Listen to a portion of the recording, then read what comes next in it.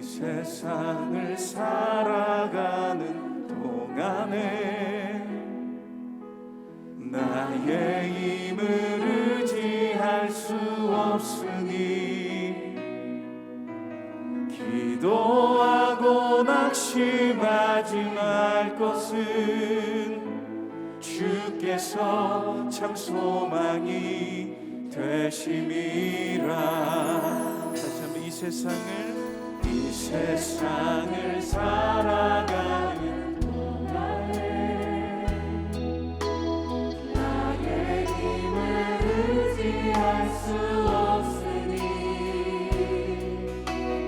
기도하고 낙심하지 말 것은 주께서 참 소망이 되심이라. 하나님의 꿈이 나의 비전이 되고 예수님의 성품이 나의 인격이 되고 성령님의 권능이 나의 능력이 되길 원하고 바라고 기도합니다. 주의 길을 걸어가는 동안에 세상의 것 의지할 수 없으니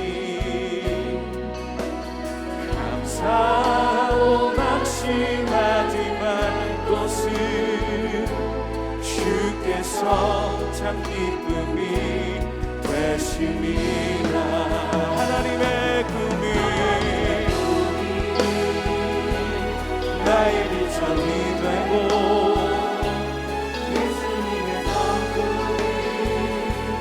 나의 인격이 되고 성령님의 권능이 나의 능력이 되길 원하고 바라고 기도합니다. 하나님의 꿈이 나의 비전이 되고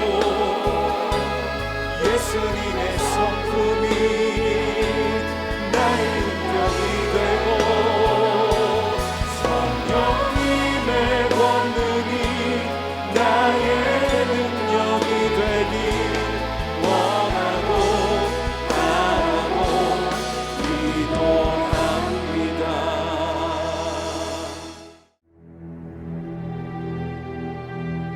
사무엘의 말이 온 이스라엘에 전파되니라. 이스라엘은 나가서 블레셋 사람들과 싸우려고 에베넷을 곁에 진치고 블레셋 사람들은 아벡에 진쳤더니 블레셋 사람들이 이스라엘에 대하여 전열을 벌이니라. 그 둘이 싸우다가 이스라엘 블레셋 사람들 앞에서 패하여 그들에게 전쟁에서 죽임을 당한 군사가 4,000명가량이라.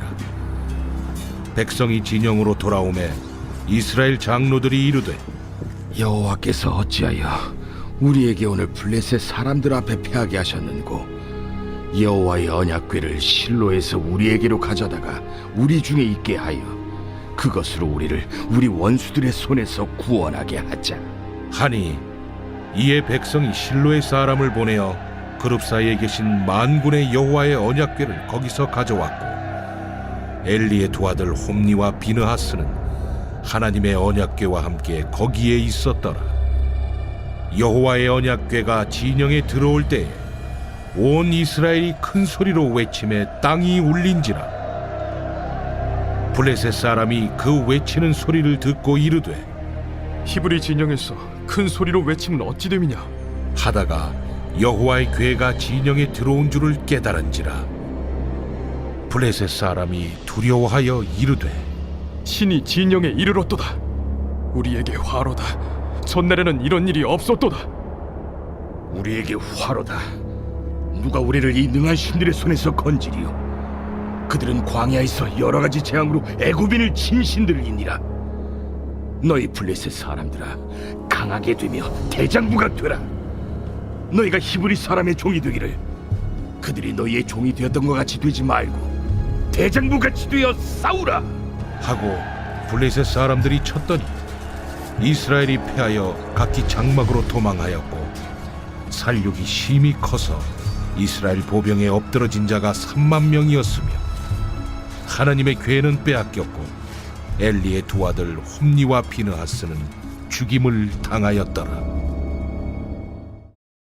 샬롬. 5월 14일 토요일 새벽 예배에 오신 모든 성도님들을 환영하고 축복합니다. 오늘도 우리에게 주신 진리의 말씀을 통해서 주님과 동행하며 승리하는 하루가 되시기를 축복합니다. 이 새벽에 우리는 계속해서 사무엘상 말씀을 살펴보고 있습니다. 사무엘상 말씀은 하나님께서 당신의 백성들에게 하신 언약과 하나님 나라의 꿈이 어떻게 역사 속에 이루어지고 있는가 하는 것을 보여주고 있습니다. 하나님께서 주신 약속의 땅 가나안, 그곳에서 이루어지는 정복 전쟁이 완성을 향해 가고 하나님께서 세우신 왕인 다윗을 통해 그의 왕조가 주님의 언약 안에 견고히 세워지는 역사를 보여주고 있죠. 그러한 이야기들을 통해서 우리는 이 하나님의 언약적 신실하심을 보게 됩니다. 물론 백성들의 불순종과 죄악으로 인해서 여러 시행착오들을 겪게 되지만 그럼에도 언약을 저버리지 않으시고 끝까지 이루시는 하나님을 발견할 수 있다는 것이죠. 그런데 그 하나님의 주권과 전능하심이 우리에게 은혜로 다가옴과 동시에 때로 우리에게 두려움과 경외감을 불러일으킬 때가 있는 것 같습니다. 바로 오늘 본문에서 살펴본 이스라엘의 처참한 패배를 통해서 살펴볼 수 있는데요. 오늘 말씀을 함께 살펴보는 가운데 우리가 우리의 주인 되신 하나님을 과연 어떻게 대하고 있었는가 함께 돌아보고 또 주님을 주님의 자리에 모셔드리는 회복이 있기를 간절히 소망합니다. 이스라엘의 마지막 사사였던 이 사무엘은 그 이름과 영향력을 점점 온 이스라엘에 펼쳐가고 있었습니다. 그러한 상황 속에 이스라엘은 블레셋과 전투를 벌이게 되는데요. 오늘 본문 1, 2절 말씀을 함께 읽어보도록 하겠습니다. 사무엘의 말이 온 이스라엘에 전파되니라. 이스라엘은 나가서 블레셋 사람들과 싸우려고 에베네셀 곁에 진치고 블레셋 사람들은 아벡에 진쳤더니 블레셋 사람들이 이스라엘에 대하여 전열을 벌이니라. 그 둘이 싸우다가 이스라엘이 블레셋 사람들 앞에서 패하여 그들에게 전쟁에서 죽임을 당한 군사가 4,000명 가량이라. 블레셋은 성경을 통해서 우리가 알고 있는 대표적인 이방 민족으로 매우 발달된 무기들을 소유하고 있었다고 합니다. 그리고 사사시대 때부터 다윗 시대에 이르기까지 하나님께서 이스라엘을 징계하실 때 자주 사용하신 채찍의 역할을 감당한 나라였죠. 그러한 블레셋의 위협 앞에서 이스라엘이 과연 어떻게 대처하는가에 대한 태도는 오늘을 살아가는 우리에게 너무나 중요한 교훈을 던져주고 있습니다. 그것은 무엇이냐 하면 우리의 하나님을 믿는 태도에 관한 것인데요. 우리는 과연 살아가면서 어떠한 문제들을 마주하게 될 때 하나님의 말씀 위에 굳게 서서 기도를 통해 주님께 물으며 그분과의 올바른 관계를 통해서 그러한 문제들을 돌파해 나가는 신앙인인가, 아니면 그저 문제가 너무 크게 보인 나머지 그것을 해결하는 데 급급하여 어떠한 방법이든 서슴지 않고 행하는 사람인가에 대한 문제라는 것이죠. 오늘 이 전쟁을 통해서 그러한 문제 앞에 놓인 이스라엘의 영적인 상태가 여실히 드러나고 있는 것을 보게 됩니다. 하나님께 물어보지 않고 시작했던 전쟁이었지만 설마 이 전쟁에서 패할까 하는 생각은 그들에게 없었을 것입니다. 자신들은 하나님의 백성, 하나님의 군대이기 때문에 반드시 승리할 것이라고 자부했지만 결과는 어떻습니까? 처참하게 패하여서 4,000명이나 되는 사람이 죽임을 당하게 되는 어려움 가운데 놓이게 된 것이죠. 여기서부터 신앙의 질문과 의심이 찾아오기 시작합니다. 그 이유가 무엇인가요? 우리가 하나님에 대해 생각할 때 우리가 그분과 적당히 좋은 관계를 유지하고 필요할 때 그분을 찾기만 하면 우리의 어떠함과 전혀 무관하게 하나님께서는 모든 상황에서 우리를 반드시 승리하게 하시고 잘되게 하셔야만 한다라는 생각을 우리가 대부분 가지고 있기 때문이죠. 하지만 그것은 옳은 생각이 아닌 것입니다. 물론 하나님께서 우리의 부족함을 채워주시고 어려움 속에서도 우리를 건져주시는 은혜를 베풀어 주십니다. 그러나 그것은 말 그대로 은혜인 것이죠. 우리가 받을 자격이 없는 것이 은혜입니다. 하나님이 베풀지 않으셔도 되지만 기꺼이 베풀어 주시는 것이 은혜라는 것이죠.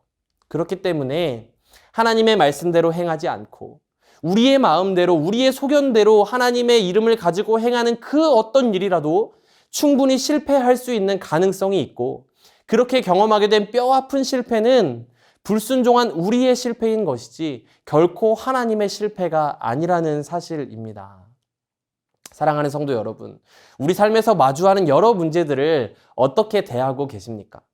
우리 삶의 주인이 하나님이심을 인정하면서 말씀 안에서 이러한 상황을 해석해 주시기를 구하며 기도로 간구하며 나아가고 계십니까? 아니면 하나님의 뜻과 상관없이 행하였던 나의 삶의 결과로 말미암아 일어난 일임에도 불구하고 그것을 인정하지 못하고 하나님께 원망과 의문을 쏟아내면서 그 문제를 바라보고 계십니까?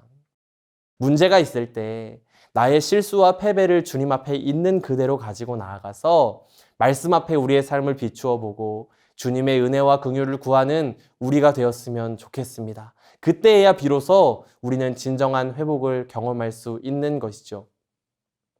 오늘 이 이스라엘 백성들은 경험했던 패배 앞에서 이 질문을 던지긴 했습니다. 3절 말씀을 보면 백성이 진영으로 돌아오매 이스라엘 장로들이 이르되 여호와께서 어찌하여 우리에게 오늘 블레셋 사람들 앞에 패하게 하셨는고 하는 질문을 던집니다.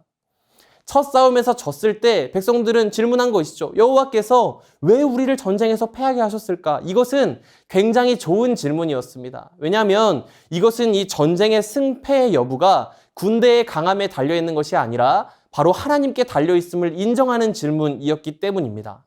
그러나 그들은 좋은 질문이었음에도 불구하고 굉장히 잘못된 대안을 찾게 되는 것을 보게 되는데요. 하반절 말씀에 이렇습니다. 여호와의 언약궤를 실로에서 우리에게로 가져다가 우리 중에 있게 하여 그것으로 우리를 우리 원수들의 손에서 구원하게 하자 하니. 이스라엘이 전쟁에서 패배한 원인은 무엇이었습니까? 바로 하나님의 말씀에 불순종하고 주님께 드리는 제사를 멸시했으며 백성들을 바른 길로 인도해야 하는 제사장은 영적인 눈이 어두워져서 주님의 말씀을 전혀 깨닫지 못하는 상황에 있었기 때문이었습니다. 이스라엘을 애굽에서부터 인도하여 내시고 광야에 물을 내어 먹이고 입히신 그 하나님의 은혜는 쳐버린 채 바로 당장의 눈앞의 유익과 필요를 위하여 이방의 많은 신들을 섬기는 그들의 죄악 때문에 그들은 패배했던 것이죠. 그렇기 때문에 무엇이 필요했습니까? 철저한 통곡과 회개, 탄식, 하나님 앞에 돌아가고자 하는 노력이 필요했음에도 불구하고 그들은 그렇게 하는 대신에 여전히 눈앞에 보이는 문제를 해결해 줄 무언가를 원했다는 것이죠. 그래서 그들은 어떻게 했습니까? 마음대로 정한 장소를 이탈시켜서는 안 되는 그 법궤를 전쟁터로 가지고 오는 실수를 범하게 되는 것입니다. 더 충격적인 것은 무엇이냐 하면 그 법궤와 함께 엘리의 두 아들이었던 홈니와 비느하스 역시도 함께 전쟁터로 왔다는 사실인데요. 이것은 하나님의 말씀을 철저히 무시한 행위였습니다. 그들의 운명은 이미 예견되어 있는 것이나 다름없었다는 것이죠. 하나님께서는 그들에 대해 이미 이렇게 말씀을 하셨습니다. 사무엘상 2장 12절 말씀에 엘리의 아들들은 행실이 나빠 여호와를 알지 못하더라 라고 말씀하고 있고 17절 말씀에는 이 소년들의 죄가 여호와 앞에 심히 크면 그들이 여호와의 제사를 멸시함이었더라 라고 말씀하고 있습니다. 하나님께 드릴 제사를 멸시하고 마음대로 하나님께 드릴 제물을 취하였으며 이들은 성전에서 봉사하는 여인들과 동침하는 죄악을 범했던 이들이었습니다. 그리고 그러한 아들들을 사랑하는 마음에 눈이 먼 나머지 제대로 치리하지 못했던 제사장 엘리에게 하나님께서는 분명히 경고하셨다는 것이죠. 사무엘상 2장 30절부터 읽어드리겠습니다. 그러므로 이스라엘의 하나님 나 여호와가 말하노라. 내가 전에 내 집과 내 조상의 집이 내 앞에 영원히 행하리라 하였으나 이제 나 여호와가 말하노니 결단코 그렇게 하지 아니하리라. 나를 존중히 여기는 자를 내가 존중히 여기고 나를 멸시하는 자를 내가 경멸하리라. 보라, 내가 내 팔과 내 조상의 지팔을 끊어 내 집에 노인이 하나도 없게 하는 날이 이를지라. 이스라엘에게 모든 복을 내리는 중에 너는 내 처소의 환난을 볼 것이요 내 집에 영원토록 노인이 없을 것이며 내 제단에서 내가 끊어버리지 아니할 내 사람이 내 눈을 쇠잔하게 하고 내 마음을 슬프게 할 것이요 내 집에서 출산되는 모든 자가 젊어서 죽으리라.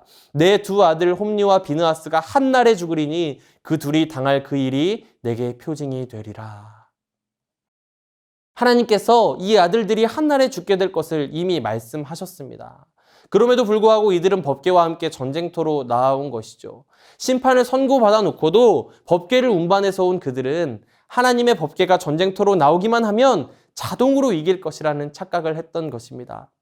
이 법궤를 하나님의 말씀보다 더 중요하게 여긴 것이고 자신들에게 승리를 가져다 줄 부적 수준으로 취급했다는 것입니다. 그러나 우리가 잘 알고 있는 것처럼 하나님은 그런 분이 아니시죠. 하나님은 백성들이 원할 때 그들을 지켜주는 수호신 같은 존재가 아니십니다. 누군가에게 구속되거나 제한받거나 이용당하는 그런 신이 아니시라는 것이죠. 사랑하는 여러분, 하나님은 전능하신 분이십니다. 그리고 그분의 백성들을 구원하실 수도 있으며 또 그렇지 않으실 권리도 있으신 분이십니다. 그리고 말씀하신 그대로 이루시는 분임을 우리가 깨달을 때 우리는 그분을 어떻게 대해야 합니까? 그분을 경외하고 그 하나님께 마땅한 경배를 드려야 할 대상으로 주님을 왕으로 모셔드리게 된다는 것이죠. 오늘 우리에게 그 자세가 너무나 필요하다는 것입니다. 그러나 많은 사람들은 우리를 당장 내가 원하는 대로 인도해주고 원하는 것을 이루어줄 신을 원합니다. 많은 사람들이 하나님 역시도 그렇게 생각하는 것이죠. 내가 마음대로 조종할 수 있는 램프의 요정 지니 같은 신을 원하기 때문에 하나님께도 동일한 생각을 가지고 있는 것입니다. 내가 어떤 삶의 모습을 가지고 있든지 얼마나 하나님을 섬기고 경외하는지와는 상관없이 나의 필요에 따라 나에게 승리를 주셔야만 하는 분이 하나님이시라는 착각 속에서 법궤가 들어오는 것을 보며 땅이 울릴 정도로 환호성을 질렀지만 그들은 결국 더 큰 패배를 경험하게 되었다는 것입니다. 오히려 블레셋 사람들은요, 이 궤가 들어오는 것을 보면서 하나님을 두려워합니다. 그들의 신이 진영에 이르렀다. 우리에게 화가 임했다. 이 능한 신들의 손에서 누가 우리를 건질까? 그들은 광야에서 여러 가지 재앙으로 애굽을 쳤던 신이다. 긴장하고 싸워라. 대장부가 되어라. 하면서 오히려 전열을 가다듬었지만 오히려 이스라엘 백성들은 아무런 긴장도 없이 하나님에 대한 경외와 두려움 없이 막연한 승리에 대한 기대감을 가지고 나아갔다가 처절한 패배를 경험했다는 것이죠. 사랑하는 여러분, 우리는 하나님이 우리를 어떻게 대하시는지에 대해서 너무나 많은 관심을 가집니다. 늘 주인공은 나인 것이죠. 하나님께서 내게 이러실 수가 있을까? 그분을 믿는다고 이야기하고 꼬박꼬박 예배도 잘 드리고 헌금도 많이 하고 많은 시간과 물질을 들여 하나님을 섬기는 나에게 어떻게 이런 일이 일어날 수 있나? 어떻게 나에게 이러실 수가 있나 생각하지만 더 중요한 것은요, 그 하나님을 내가 어떻게 대했느냐 하는 문제라는 것입니다.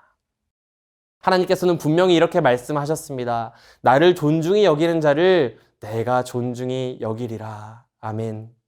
사랑하는 여러분, 오늘 우리가 이 말씀과 이 교훈을 붙들었으면 좋겠습니다.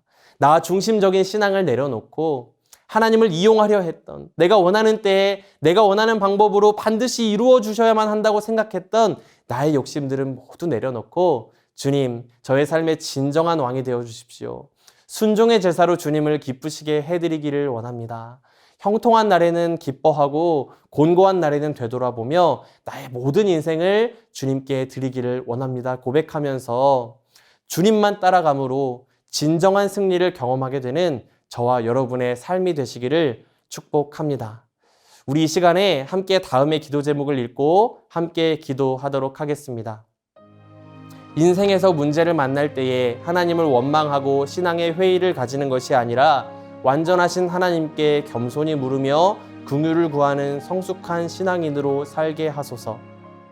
하나님을 존중히 여기는 우리가 되기를 원합니다. 내가 원하는 때와 방법으로 이루어 주셔야 한다고 생각했던 모든 욕심은 내려놓고 겸손히 주님의 뜻을 구하는 우리가 되게 하소서. 우리 가정과 교회, 이 나라에 하나님의 통치가 임하기를 소망합니다.